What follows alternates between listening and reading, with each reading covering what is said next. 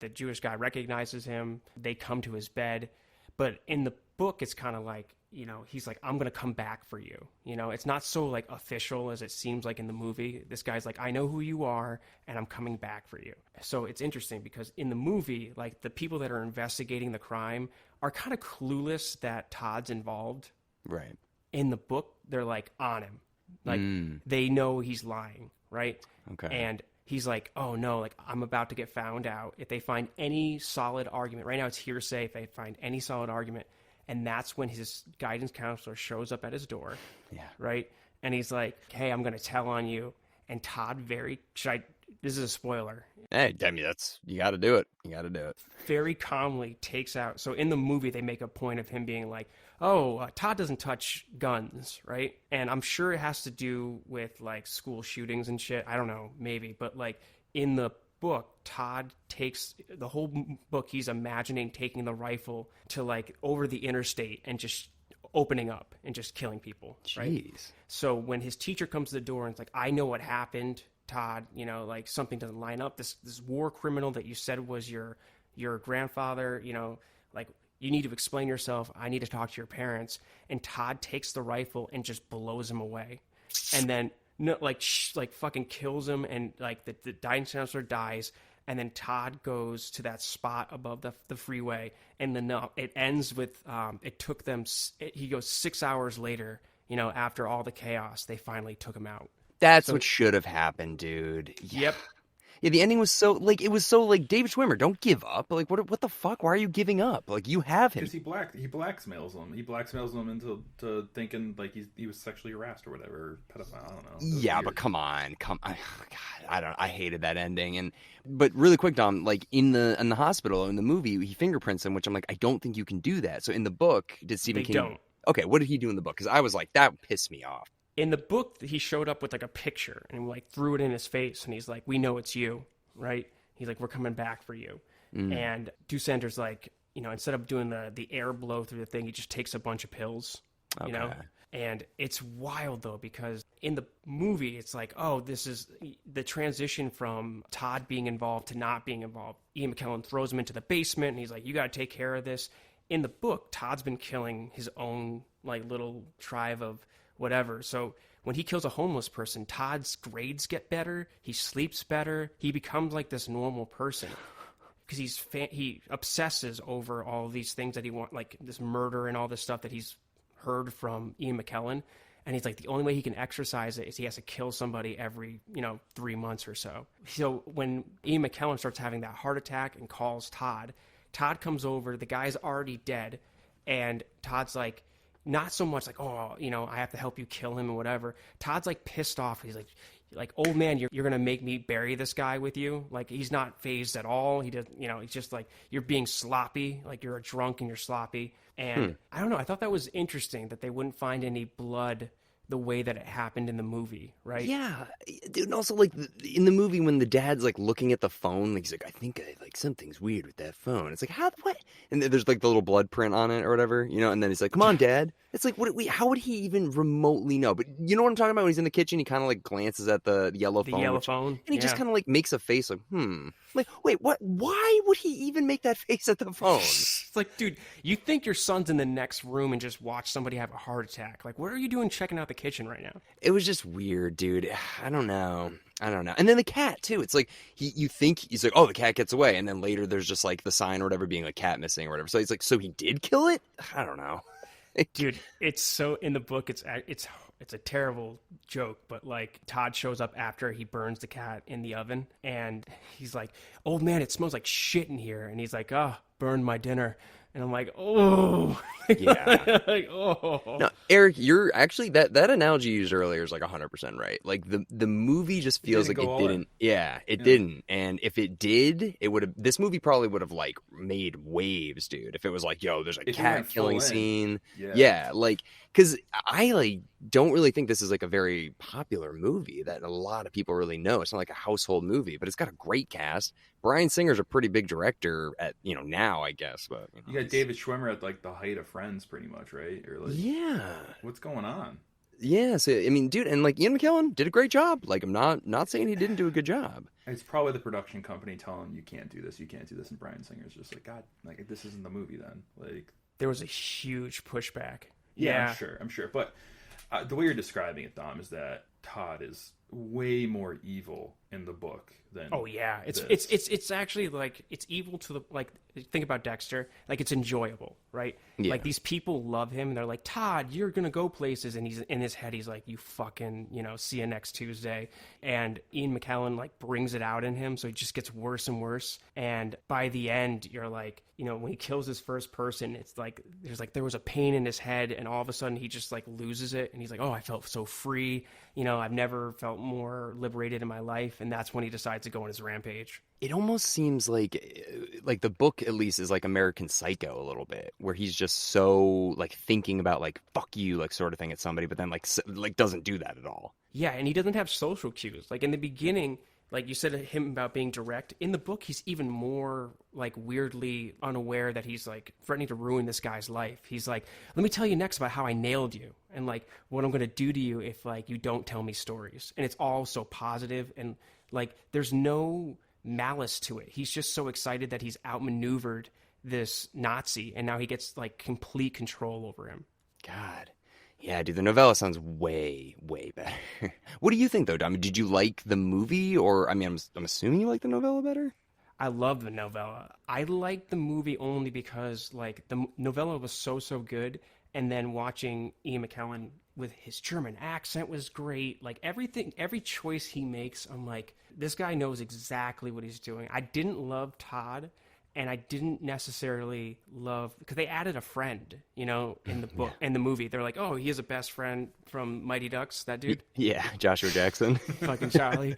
There you go. Oh my God, dude. And like in the book, like Todd has no close friends because he's so weird. He just doesn't, I mean, people are nice to him, but like he doesn't trust anyone. He has weird racist and anti-Semitic thoughts that like overpower him. It's really wild to watch. But like, you have to be taught to have like racist anti-Semitic thoughts. Like, and his parents don't seem like the kind of people that are into that kind of stuff at all. This isn't like American History X. So like, you could be a psychopath. Like, I think that might be inherent like in your DNA, but like, you're not born racist. Right. Well, he was taught about the Holocaust in school, and I think that triggered him. He's an evil kid. No. So this is I felt that way though. So the point that I think Stephen King makes is like even like this small neck of the woods, they're not anti-Semitic, right? But they look down, they're all wealthy. So they have like this homeless problem in town, and all the rich people say like shitty things about the homeless people. And everything's like, Todd, you're going to go places. You're not going to end up like some wino down in the street. And then that's why Todd's like, it's okay if I kill these winos because they're not real people. They've had their chance and I'm better. And then it makes that analogy to There's like, none of that in this movie. There's none of that. That makes I so know. much more sense. Were you guys super confused with that whole scene with like, Ian McKellen in the kitchen with the wino and like, yeah, what the hell was that about?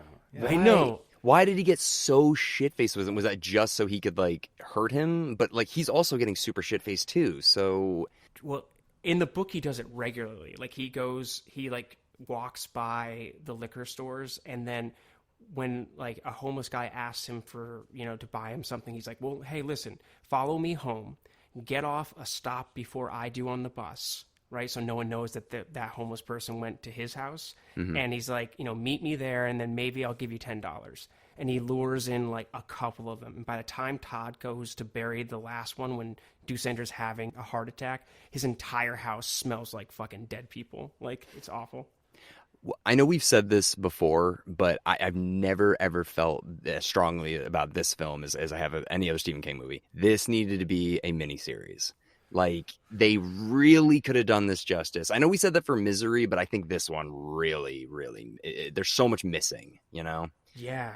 And it, I'm like, obviously money was put behind this. I'm shocked that, and some of the scenes are like really good representations of stuff that happened in the book. but it did feel a little bit like, for number one, I didn't believe that like Todd was really a threat. You know, I know he was crazy, but he just looked like he could get pushed over with a stiff breeze. Yeah, that was, dude. And I read about this actor, Brad Renfeld. Was that his name? What is it? Yep. Brad Renfro, yeah. And dude, I mean, Jesus Christ, Eric, he gives Edward Furlong a run for his money. I mean, did you read about this guy at all? Real?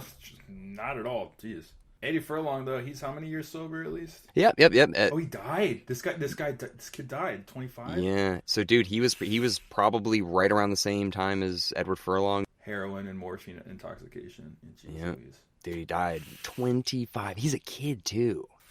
Yeah, so really, and you know, it's funny, it's not funny, but I can't remember what movie, but Joe Testa brought him up, and he was like, oh yeah, like he was really going to be a big actor, I think, and then he died, and I can't remember what other movie he was in, but it's the first time I think I've ever seen him in a movie. I recognize him. He was in like a John Grisham movie, right? The Client or something? Oh yeah, you're right, The Client, yeah. I don't know, maybe this role was just not right for him, but I did not think he was well cast. I don't know. I always get nervous when they put somebody side by side, and a lot of it was just the two of them, right? Yeah. Like with someone so good. Oh my God, dude. Oof. I was thinking about that. Sorry to cut you off, but Ian McKellan, dude, is, you know, in his prime, like coming off of Broadway, all of this theater experience. And this kid was 15 when they made this movie, dude. Can you imagine how much pressure that is? Dude, Yeah. I think about this all the time. I feel like when you are like, and I'm sure this kid felt pressure, but when you're like before the age of 16, you walk into fucking auditions, you have no idea the pressure. You're like, yeah, this is what I'm going to do. Yeah. And then, I mean, Alec, you're a professional, so I'm sure it changed with you, but I'm 32 years old. I still audition for community theater stuff, and I'm nervous. I'm like sitting out there and I'm like, I don't want to be doing this on a Wednesday night. I don't think that ever really goes away. Unless like you don't want it, like you're going out for a commercial and you're like, I don't fucking care. And then they're like, he's perfect. That was perfect. Like you just don't care at all. But it's always the ones that you're like rehearsing lines for days and days. You're like, I'm going to nail this. And you go in there like, all right, thank you. But yeah, you're right though. Like this kid had no idea. Like, holy shit, I'm acting with literally one of the best actors in the world. Oh, so good. So good. I don't know, Dom. I mean, because this kind of came out around the time when Stephen King was like heavy drinking, right? Yeah. The book did, or this movie? Or the book? The book, I think the book came out in, 82? So it takes place in 84, I think. At least the movie did. In the movie, it's 84. In the book, it's 75, 76. Okay. Was he as heavy of a drinker in the book as he was in the movie? Ian McKellen? Yeah. Yes. Okay. Yeah, he's a drunk. Okay, so I feel like Stephen King is just like, yeah, King dude. is writing about drunks all the time. I know. All the time. He's so good at it, too. It's like, yeah, absolutely, man. Just write what you know. It's fantastic. What did I do today? All right. DeSander threw his cat. Method. Drinks a whole bottle of bourbon and smokes 2 packs of cigarettes. It's like, no, but like, I'm just imagining like, this guy is just watching cartoons, drinking a bottle of bourbon and smoking cigarettes. Like, that's his life. He goes from a Nazi war camp, like, death camp guy to Mr. Magoo getting drunk. Like, how do you like live with yourself, Dude, yeah, and in the book, like that, the whole reason Todd gets him this outfit is he shows up and he's like, "You're so disappointing. Like you're just this drunk, old, pathetic man." So he's like, "I'm gonna put you into this outfit," and they put Ian McKellen into the outfit, and he stands up straight. And in the book, like Todd's like, all of a sudden, like I got nervous, like my instincts kicked in, like I could see the man that he was. And they talk about these stories about how Ian McKellen at the camps would interrogate prisoners to find out where like hidden jewels or who was lying about things. And he's like, the trick was I was very kind to them. And these Jews were all starving. And he's like, in the background, I was always just slowly cooking lamb stew. And he's like, and they would sit there and sure enough, I would bring people in to rat on other people. And they would start off strong, and the smell of lamb stew just slowly cooking. And by the end, they are just babbling. And he's like, if anything, they would tell you anything you wanted to hear. So you just had to figure out what was true and what wasn't. But it's like this dude in the book is super convincing, super, I wanted more time with that character. Like, if you're going to get someone like Ian McKellen to play him, give him more scenes. Yeah. There's some powerful lines that he delivered, when he's talking about like people in the gas chambers climbing on top of each other to get fresh air the higher they go. And then he asked them like, where's the kids? And then he'd say like the bottom. And it's like, That was probably the roughest line. Another well delivered line was at the end of the movie when he's just like, "How did it feel?"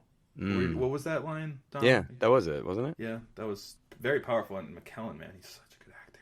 Yeah, Dude, there's some really fucked up stories in the book, and like I could easily, without those stories even being told in the movie, I